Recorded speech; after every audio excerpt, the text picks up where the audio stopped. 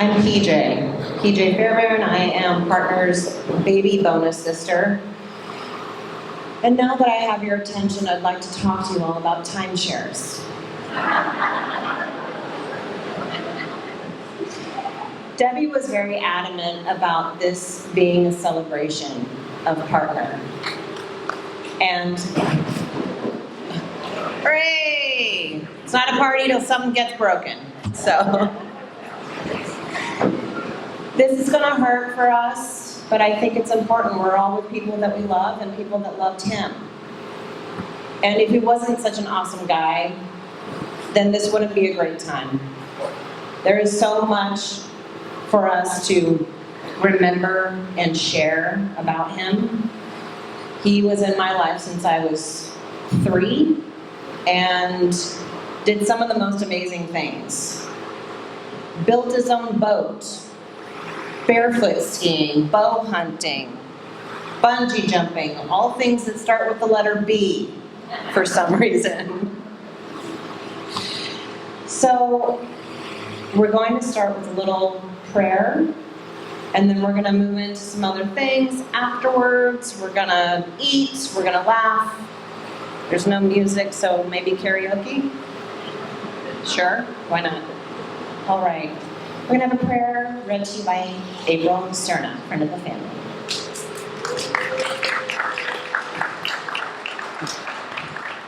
Okay, everybody can close your eyes if you would like. Dear Heavenly Father, Lord, we are so thankful for you. Thank you for being our refuge and strength. Let our hearts take courage in you as strengthen us. We are sad, heartbroken, and afraid. Remind us that our help comes from you, Lord, and that you will supply all of our needs according to your riches in Christ Jesus. We trust in your Father God, and we give thanks to you for your grace, goodness, and mercy. Let us always remember that your loving kindness is everlasting. Lord, I thank you for the privilege of knowing Harold and his family, and I'm grateful for those who have come here today to remember him. Please comfort, love, and encourage this special family. Wrap your arms around all of them, always holding them close to you. In Christ's holy name, amen.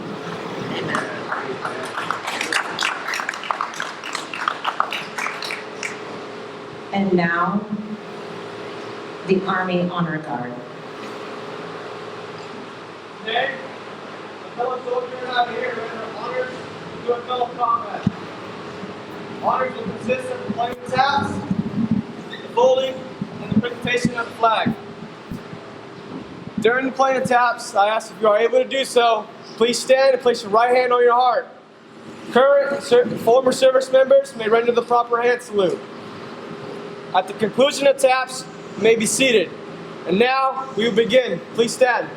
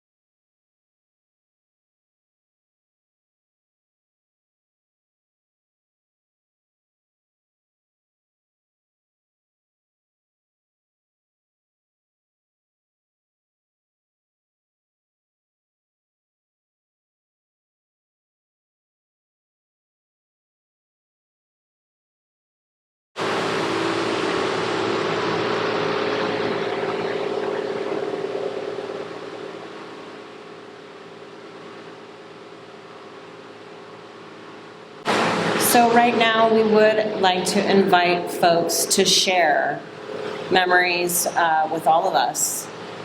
And I believe we have our first taker right there. So, my name's Jake Crandall. I'm the youngest son of Walt and Susan Crandall. And growing up, when we'd get word that Harold and Debbie were coming into town, whatever I had planned, whatever my brother had planned, whatever we had planned, the world stopped. Because we're going to Mom and Dad's, because no matter what we had going on, it wasn't going to be as fun as hanging out with Dad and Harold. And I think I kind of drove Harold nuts, because I would ask him to tell the same stories about them growing up over and over and over and over and over again. Like Coos and Dad jumping out of the car and Harold got pulled by the cops and running off. I'd ask him to tell these stories just ad nauseum, and he'd always indulge me, and he always made the story a little funnier than it was the last time, because nobody could deliver a story like Harold. He was sense of humor. I mean, come on, no one had that. No one was like that. So he'd tell me all these stories growing up, and then I'd go to my friend's house, and their parents would tell their stories about their crazy days, and I was just like, "These guys are a bunch of dorks." I mean, you can drink the whole six-pack on it. Right on. So that's just kind of how things work. It was a different upbringing. I wouldn't change it for the world. And like a month ago, we went to Debbie's house to kind of check on her, see how she's doing, and go to the house. And I'm thinking, okay, we're gonna be strong for Debbie. Gotta hold it together. So Mom and David, they go through and they handle everything like it was. And I'm not the guy. I'm probably not the guy you want in a foxhole next to you. I just lost it, but I didn't want Debbie to see it. So I don't know. I guess I went out in the backyard and maybe check on the drip system. I don't know what I was doing. I went out just wanted to see me, and Debbie came out with what she's going through and went out to comfort me. And Debbie, while that's not surprising to anybody here, it's a testament to how well you've handled this situation and the amazing person you are, and you've touched every life you and Harold touch. You've made everybody a better person, and I thank you for that. And also, Ryan and Sarah are at the house. And me and Ryan did the math, and we hadn't spoken in probably 30 years. Sarah, I think it maybe a little less. Your mom's 50th birthday party. I think somebody roofied me that night, because I don't remember anything from that night. I got smoked. So it was pretty much 30 years as well. Yeah. So it's pretty much 30 years. So we got talking about, stories and stuff like that, and I thought I'd share a couple of the stories with you guys. For 20 plus years, and I've seen a lot of people here that did this, for 20 plus years, every Memorial Day weekend we'd go to Eagle Lake. This 3-day trip.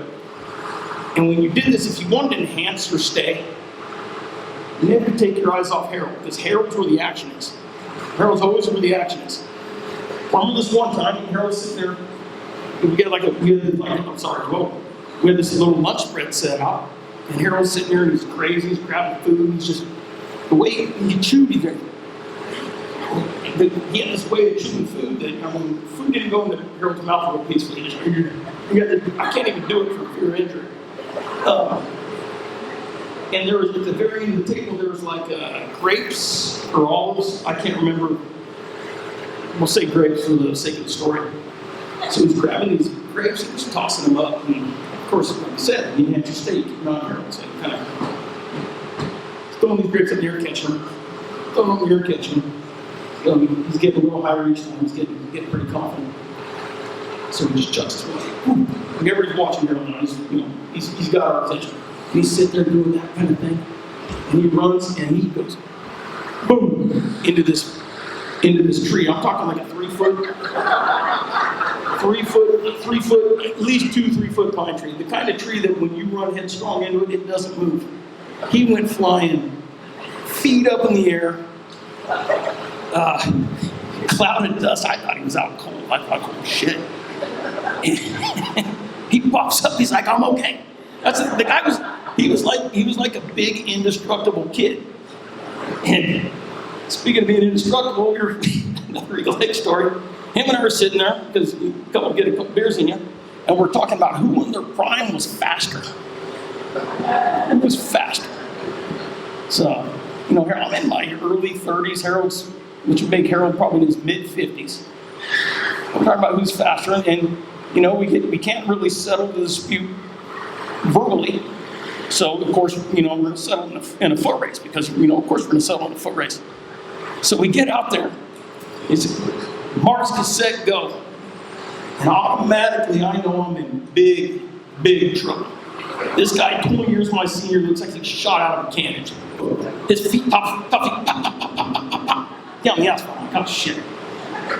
So as I sit here today, if Harold were here, he may dispute this. As I sit here today, I will say I ran him down, caught him right at the very end.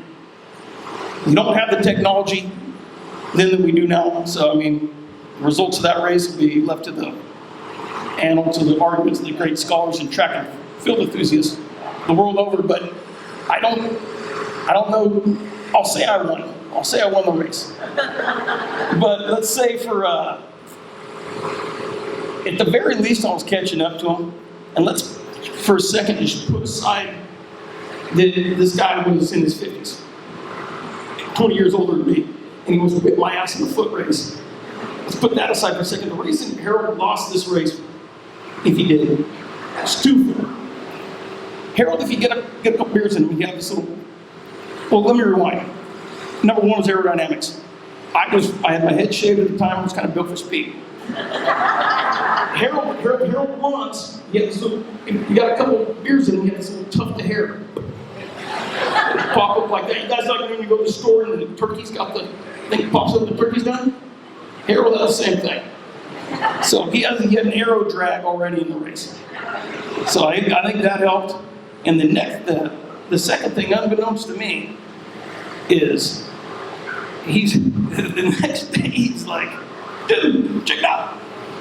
At some point in that race, his leg exploded. Like literally, it looked like someone had taken a baseball bat to the back of his leg. It was black and blue. It was pretty disgusting looking, to be honest. But you wouldn't know. You wouldn't know. You weren't going to affect the good time Harold was having. That was just Harold. And my last Eagle Lake story I'll give you guys is we used to have a big fish contest where you throw $5 and walk so every fish and you winner takes the bottom.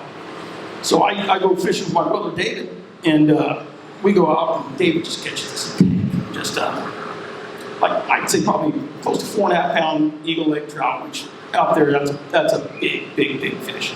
So I'm like, dude, that's a rack. We start counting money now.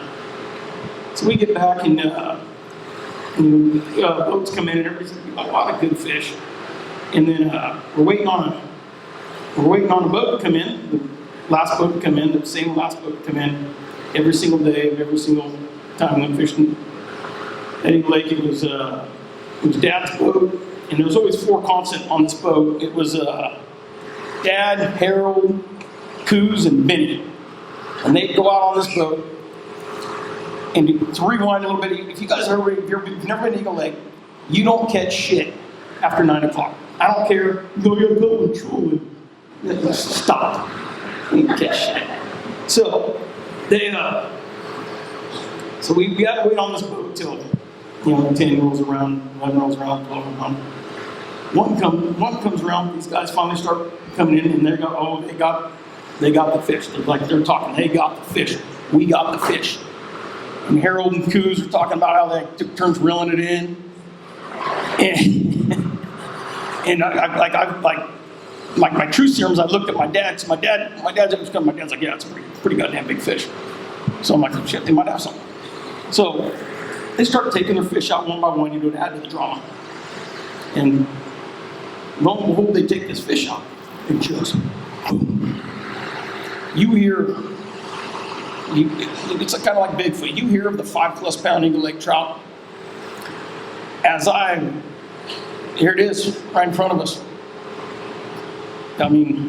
ball game. But upon closer inspection of this fish, there's some things wrong with it. For one, from head to toe, this fish might have been 12 inches long. Maybe. And it had this, like giant lumps, big like masses all over it. Like you know, maybe there's some disease floating around in the lake, you know, adding weight to these fish and making them look weird. And had this, or it gained this weight by like ill-begotten means, like, you know, maybe stuffing 4.5 pounds of salmon weights down its throat, which was exactly the case. So there's this fish. It looked like a puffer fish, literally sitting right there. And obviously, they're going to be disqualified from this competition. David wins, but sometimes I think about the last moments of that trout's life. And I think about, you know, sitting there, just kind of bumping on the shoulders in the live well of all the other suckers. Just, God damn it, got caught.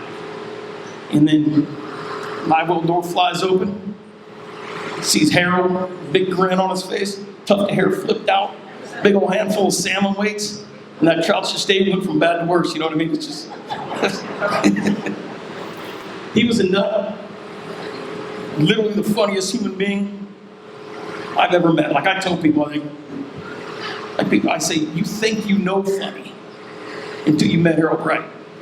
And I think the format of a celebration of life is very, very, very, very fitting, because a funeral did not fit the man. You think celebration, you celebrate the life. You think celebration, you think life. And you can't say those two words without thinking Harold Bray. Thank you, guys.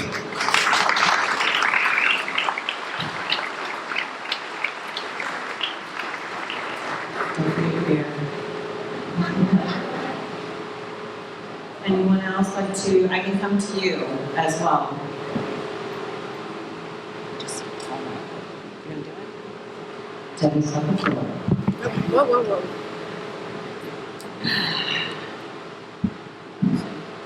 We'll see. It's not a book, I'm just blind, so I have to print it really big. But first of all, I really want to thank everybody for coming. So, I mean, it's amazing. This has got to go. No, this has got to go. You hold that, I'll hold this. Anyways. But Harold and I started dating in 1976, so a long time ago. And we had good times, bad times, but always forever times. So he got his contractor. He always liked to build things. And he got his license in '78. And we've been really lucky because probably 99% of our work has been in Benicia. For as small as Benicia is, that's pretty amazing. He only went out of town. He hated commuting. And he only did it like if something really spectacular came up that was a challenge or something. So we've been really, really lucky. And we've had great employees over the years. Martine's been with us for like 35 years, and you could set a clock by it. I think one time in all that time, he didn't show up until like 5 to 7, and we were like, what happened? Where is he? So, and Harold just adored him. But I wanted to share a few things that people probably don't know about Harold. Yes, he was always the center of attention. He was funny and witty and charming, but he really was very shy. Believe it or not. Because it was one thing to be the funny guy and the center of attention and doing stories, but if you want him to do something serious or something, one time at one of the Indianapolis reunions, they said, you know, we need you to come. We're going to have you introduce your dad and something. He's like, no, I can't do that. And I was like, of course you can. He's like, I can't do it. You got to do it. I said, no, you have to do it. So we went around, and he was so crazy nervous about it, and it kind of defies logic. You know, you would think that it would be fine, but it wasn't. He was so anxious, but he did it. But anybody that's been to the reunions knows that Big Daddy's famous for his opening, since he's the chairman, is usually, thank you all for coming, we'll see you soon, now we're open. And that's pretty much what Harold did with his dad. But the other thing He could sing like crazy. He never would. He would never sing in front of people. He would never sing like an entire song in front of me. And I would tell him, you're crazy. You have this great voice. And he would be so embarrassed. So sometimes if he'd start to sing something, I'd pretend like I wasn't listening and stuff just so I could hear it. But he really had a great voice. And it was just too much. And a lot of you know he played football, but he was also in the band in high school. He played trumpet for years. And a lot of people don't even realize that. But yeah, he played trumpet forever, and he loved it. And he wasn't a giant in high school. He was never really a giant, but in high school he was very little. But he was a great football player. And many of us know Martha Corr's parents owned F&P Trophy. So they made everything for the school and stuff. So I don't know if it was his junior or his senior year, I don't remember. But he ran into, it was the day of the banquet, end of the season and stuff, and he ran into Martha in the store, and she said, oh, hi, Harold, how are you? And he's like, oh, I'm good, how are you? And she said, congratulations on winning most valuable lineman. Oh, no. And he said, what? She said, oh, my God. Well, she wasn't supposed to tell anybody. And he was like, so then he said he was more nervous because he thought, I doubt if I won, I don't know, but it's Martha, so it must be true. And he actually did, but it was so funny because he thought about that forever. He said, because the look on her face as soon as she said congratulations and realized I wasn't supposed to say anything. But he did. He was little, but he was fast. He was very fast. But another thing was that he would follow politics. Did a lot of things, and he was known to write his congressman more than once when he'd get a little burr. So something had come up, and it was something, with the Second Amendment and this and that, and so he wrote this letter to Dianne Feinstein, and he said, I know she'll never see it, whatever. It was a very nice letter, and he's like, look, I don't think this is good because, and blah, blah, blah, and he did all this stuff, and he sent it off. Well, about 5 weeks later, he got a letter back. He said, thank you very much. He said, this could not have been more condescending. And he said, thank you very much. We appreciate hearing from our constituents. And, thanks a lot. But, I'm happy to hear what you had. But here's what I think. And then it went into stuff, and he was so mad. And he said, I know what you think. I don't care what you think. But you work for me. So he got very upset about that, and he said, I think she kind of forgets who she works for. So he wrote another letter, and I guarantee you his name is on a list somewhere because it happened more than once. But, and then, he was, so, in 1972, he got a job as a carpenter, and he was learning a trade that he loved. Vietnam was winding down, but there was still a draft. So he came home from work one day. He said he had never seen his dad so happy in his life. And he looked at his dad, and he had a big old grin on his face, and he lifted up the letter, and he said, partner, the president wrote you a letter. And he said, what? Well, he got drafted. And he said, so he was not thrilled. He said, I got a good job. I'm making like $5 an hour. And for you guys that are like, woo, minimum wage was $1.60 an hour. So he thought he was living in hog heaven because he was making all this money. But he went off to boot camp. Well, as soon as he went to boot camp, President Nixon said no more draftees would go to Vietnam. So he always acknowledged that him ending up having a good time in the Army was because he never had to go to Vietnam. But he actually enjoyed it. He was always like, okay, you got to make the best of a bad situation. Well, they made him a squad leader in the first few weeks, so that earned him his own private room in the barracks, so he thought that was great. Well, since they weren't really training to go off to Vietnam and stuff anymore, they'd have them guard the barracks. Because it's pretty unsafe there. Well, what that meant usually was picking up trash, and the main thing was picking up cigarette butts. And he hated that worse than anything. And he'd get so upset, and he'd think, why don't they just order them not to throw their stupid butts all over the ground? Well, gave them something to do, I guess. Anyway, so one night he's sitting there, and he's like, this is the most ridiculous thing. I had a good job, I was doing stuff. So he decided to write his congressman.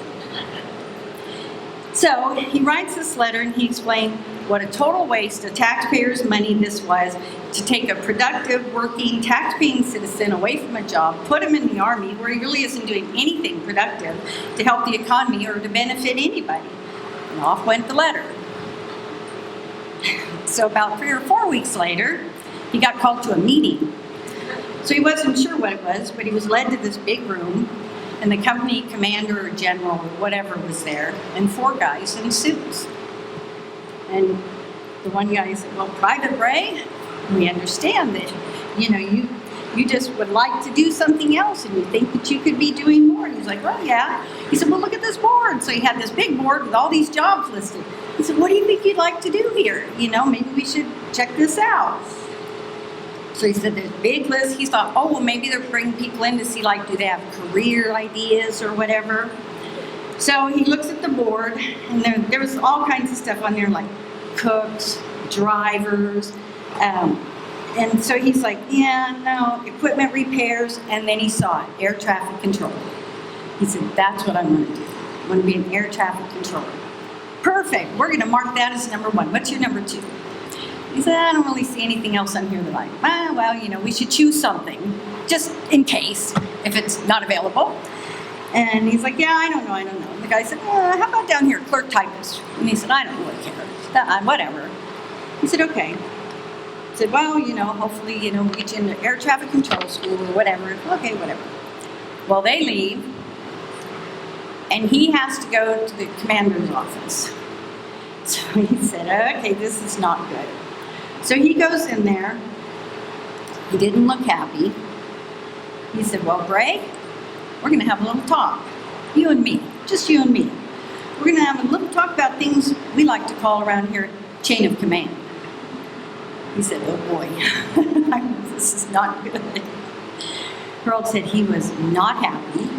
He was yelling and yelling. He was scared to death. He was like, he's going to kill me.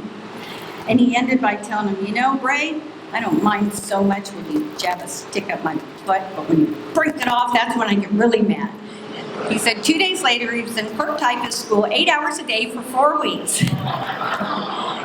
He said at the end, though, he was very proud because he could type 15 words a minute. So then he had to go work in an office where he typed. And he said, so all that time, he said, what you type in the Army is index cards. We all remember when you used to have, everything was on index cards. So he said, you put the little thing and you type like 4895. Roll, 48, yeah. And so he said it was the worst thing in the world. So he said finally, a couple weeks later, some sergeant that he had met earlier came into the office for something. He said, Bray, are you tired of typing it? And he said, yes, sir. He said, how about, would you like to drive heavy equipment? He said, yeah, yes, sir.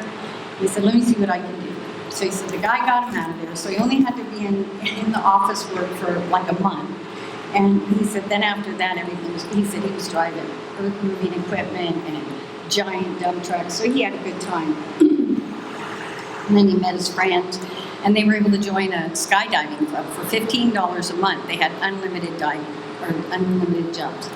So they would jump out of transports and Hueys and all sorts of stuff. And he said it was just amazing. So he ended up with like 200 jumps, and he loved skydiving. So, anyways, he got out of the Army on August 8, 1974, the same day that Nixon resigned, and he would always say that would teach him to draft his ass. So, he came home, he went back to work as a carpenter, and he met Ricky Rojas. It was the start of an epic friendship. They were Mutt and Jeff. They were the I'll Be Right Back brothers for sure. He became part of the Rojas family, and we've just been family forever, and it's great. But I always said that he was either born 100 years too early or 100 years too late. He could have very easily lived in the mid-1800s. He loved the outdoors. He could build the best fire around. If you were outdoors, you wanted Harold with you. He was perfectly fine. He loved being out in the woods and stuff. But him and some of the guys go on these trips once a year. They'd either go fishing or camping. They went race car driving and stuff. Well, one year, Steve and Harold said, we should go turkey hunting. We'll take Bruce and Barry turkey hunting. So they're going to go to Wyoming and go turkey hunting. So they said, okay, Well, they're used to hunting, but Bruce and Barry weren't. So they said, we need to teach them how to use a gun safety and stuff. So they started going over to Martinez to the gun club to learn how to shoot and stuff.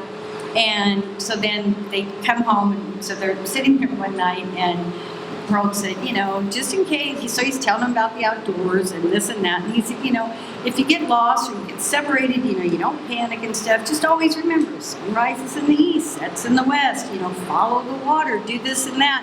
And Bruce is like, wait a minute. What are you talking about if we ever get separated? And he said, well, like if something happened, he said, oh, no. You think I'm going hunting with Daniel Boone and I will ever leave your side? No, that ain't happening.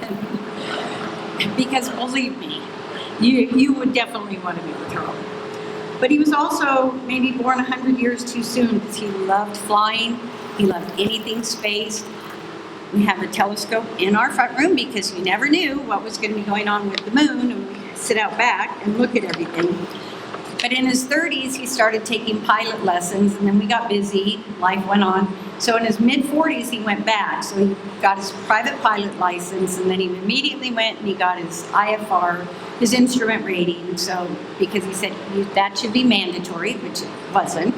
But so that if you ever get in a fog, which we did before, when you can't see past the windshield, but you have to be able to read your gauges and stuff. So anyways, he did that, and then he got his twin rating, and he loved flying, but he was always, he was so good and so thorough, and nothing ever rattled him. We flew back one night from Reading, like 9 o'clock at night.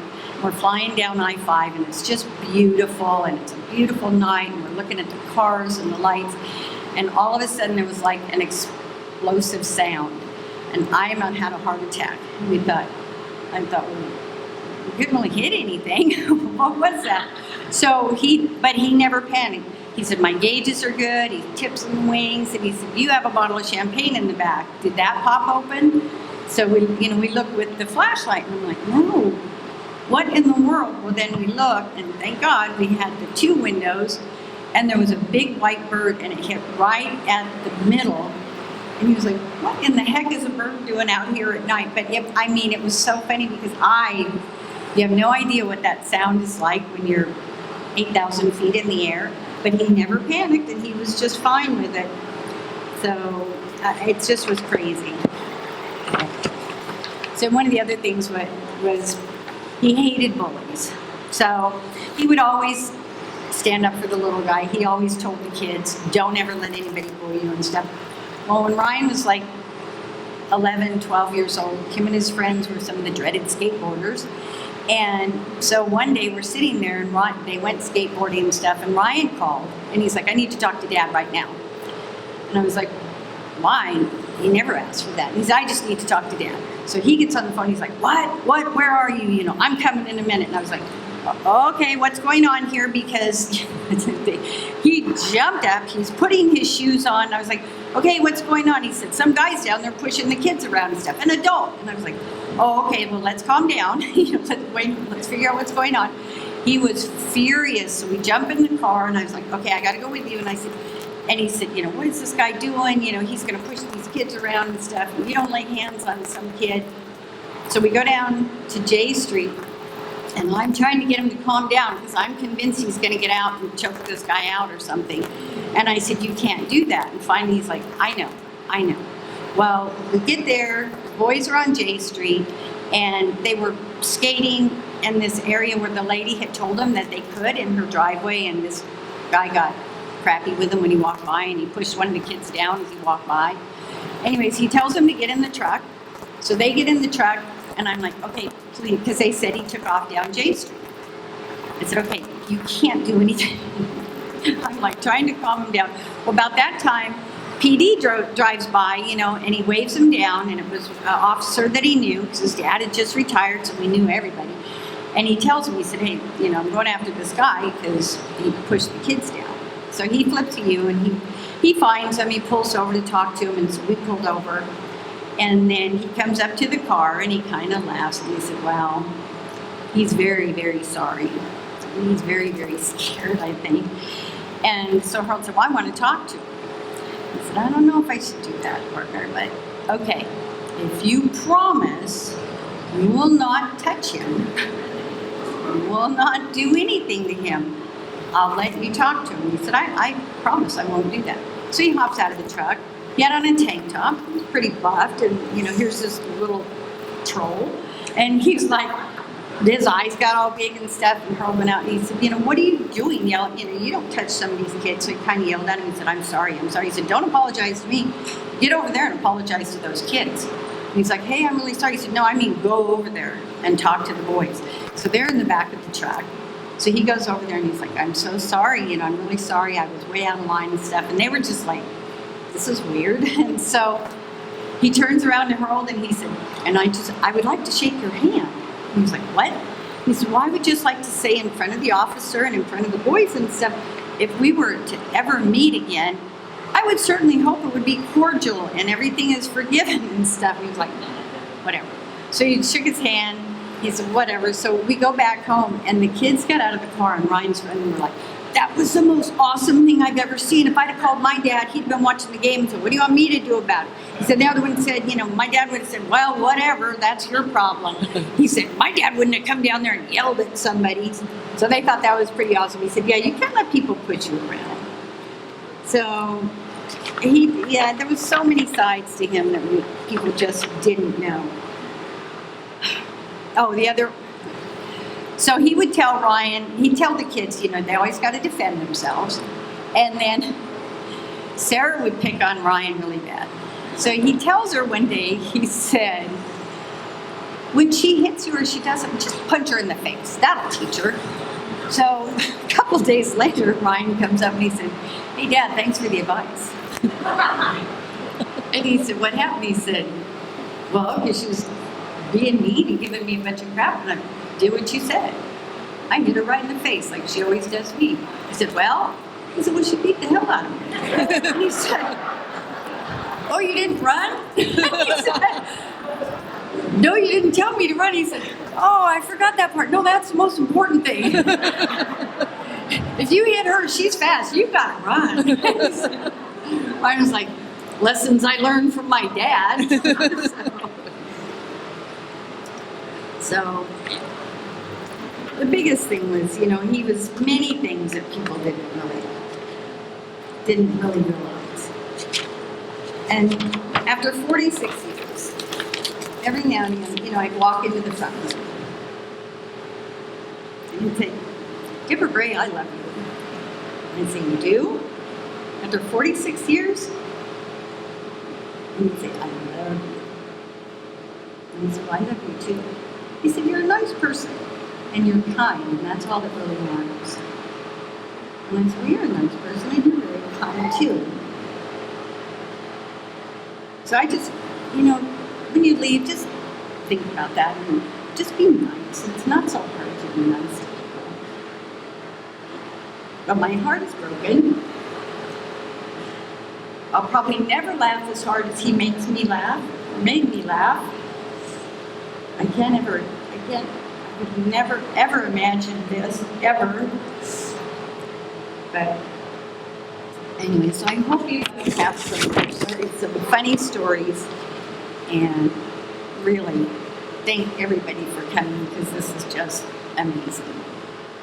And you do a great job.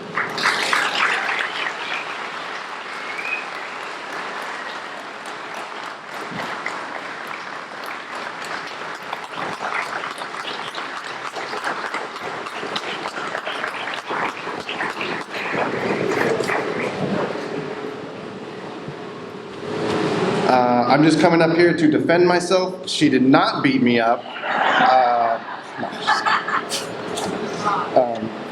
That's exactly what he said. He said, oh, I forgot to tell you to run. First of all, just thank everyone that helped put this together. This was a whirlwind of trying to process everything that happened and dealing with fucking tablecloths and a bunch of, sorry. And I've just been trying to think of stories and moments and things to share with everybody. And, one thing that popped up was one for the Rojas family, actually. I was when I was like 8 years old, my dad and I were up with Ricky Rojas water skiing in the Delta. And so Rick's going skiing, and he's back there, and he's like, hit it. My dad hits the throttle. Rick pops up, and I'm like, what the hell? And my dad's like, what? Turns around. Well, Rick's bathing suit is down at his ankles. So little Rick's just kind of flopping around, and my dad's cracking up. And then, so at this point, what does any normal person do? They pull their bathing suit up. They, let go of the rope. Well, Rick continued to ski for 5 to 10 minutes. And the sloughs up there, like 30, maybe 40 yards wide. There's people fishing. They're waving. He's waving back. I mean, my dad is crying laughing. It was outrageous. But yeah, he always said that. He loved the Rojas family. He said Rick and the Rojas family saved his life after the Army. So thank you guys. It means a lot. And then, yeah, we talked about him becoming a pilot. So the first time I ever flew with him, he didn't have his plane yet, so he was renting a plane. He rented, it's like a little Cessna, like high wing, fixed gear, like we're smuggling drugs from Mexico or something. And so we're flying, we're over the mothball fleet, which was still pretty big at the time. And we're like, oh, there's First Street, that's cool. Oh, there's the house. Oh, there's the high school, this is awesome. And then he starts flying out over San Pablo Bay, and all of a sudden he just starts going straight up. And I'm like, huh, all right. And so we're going up, and it just starts going beep, beep, beep. And he's like, you hear that? I'm like, yeah. That's called the stall indicator. So I'm like, well, I think it's indicating that we're stalling. So we're going up, and then finally it's like, beep. And it's just silent. And he's like, that means the motor cut out. And I'm like, okay. And so now we start going into a dive, and we're like straight down facing the water, and I'm like white knuckling it. And he's just like, so now what you got to do is you got to prime the carburetors, and you got to do this. I'm like, hey, you don't got to go through the checklist with me. Just turn the plane back on. It's just like crazy. And so it was kind of scary for a minute there, but then it was awesome, and it was funny, and it was just really, crazy. But then, yeah, after thinking about all this stuff, trying to think of crazy, funny stories to share with everyone, it's like I just start getting those, just those moments where he's just my dad, just like laying on the floor watching a movie, helping me change a serpentine belt, or when I was really young, I wanted to pitch, but I was terrible. But he would sit in the backyard while I'm throwing the ball, hitting the dirt 3 feet in front of him, and he's bouncing out of the way every time, and he put up with it. But yeah, just to echo the sentiments of Jake, just funniest guy. I mean, just never laughed harder than with him. And I don't even know how, because sometimes he wouldn't even be that funny, but somehow it was the funniest thing you ever heard in that moment. Or we're just hanging out with my mom, and she's talking, and he's kind of in the background, and just the look is like the funniest thing you ever heard or ever saw,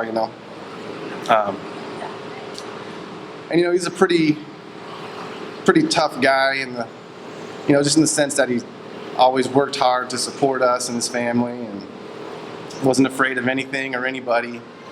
But like my mom said, he was, in all actuality, a big softie, and he really loved deeply, and I know he loved all of you guys, everyone here. And so yeah, I just wanted to say thank you all for showing up, and people I haven't talked to in 20 years reaching out and showing support, and really appreciate it.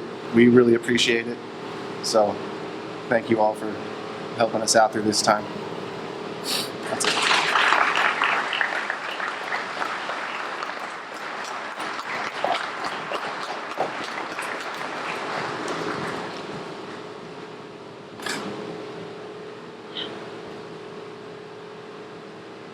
I kind of wrote something and then it doesn't really make sense now. So, just reiterate, thank you for coming. This is like absolutely amazing. He would have like loved this. He would have loved seeing all of you guys. As long as I can remember, like he's always teaching me something. Like everything was like a lesson. You know, even me stumbling and falling. He wasn't going to pick me up because it was a lesson. Shouldn't have done that. Like everything was a lesson. My mom's like, you know, she probably shouldn't touch that. It's kind of hot. How'll she learn? Well, now you're burned.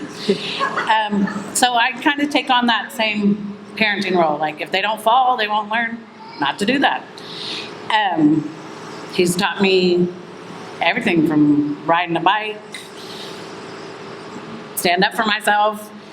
Always, like my whole life, it was like you never let anybody put you down. You never let anybody talk about you. You never, if somebody has something to say, punch them in the mouth. If they keep talking, punch them again. Like, and then when I did that, I ended up laying tile at 5 o'clock in the morning. So it's kind of like oxymoron, right? Stand up for yourself, but then you will be in trouble when you get suspended. So my grandpa still has the tile I laid in his backyard. So he was, I have not ever met a person that had anything bad to say about him. So in my teenage years, if people were like, oh, you're Harold Bray's daughter, I was like, yeah, sorry. You know, because I was not always the best. But whatever. We grow, we learn. We have, you know, we're a lot alike. Like, and I see myself in him all the time. And I just thank God that these last couple years we got so close. Like, he's just an amazing person, and we're all better because of him. And I can't imagine doing the rest of this without him. But it is what it is. But he would have loved seeing all of your guys' faces. So thank you guys.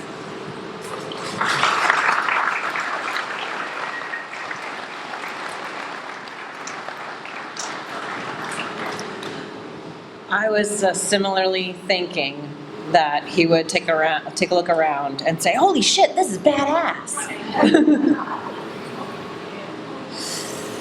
And you're right. We have learned a lot from him, and he shared so much of himself with him, and that it is now up to us to carry on his legacy, especially if you got a bad joke, bad dad joke, puns. What are we going to do now? All right. I have a verse I would like to share, if I can find it.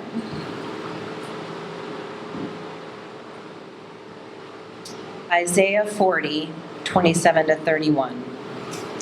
Do you not know? Have you not heard? The everlasting God, the Lord, the creator of the ends of the earth, does not become weary or tired. His understanding is inscrutable.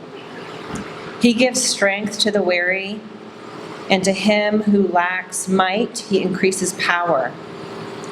Though youths grow weary and tired, and vigorous young men stumble badly, yet those who wait for the Lord will gain new strength.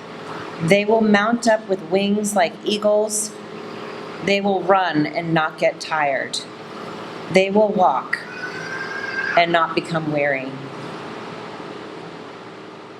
With that, folks, I thank you on behalf of the family. This is an incredible testament to his love, and I'm so glad you all can make it. Let's eat.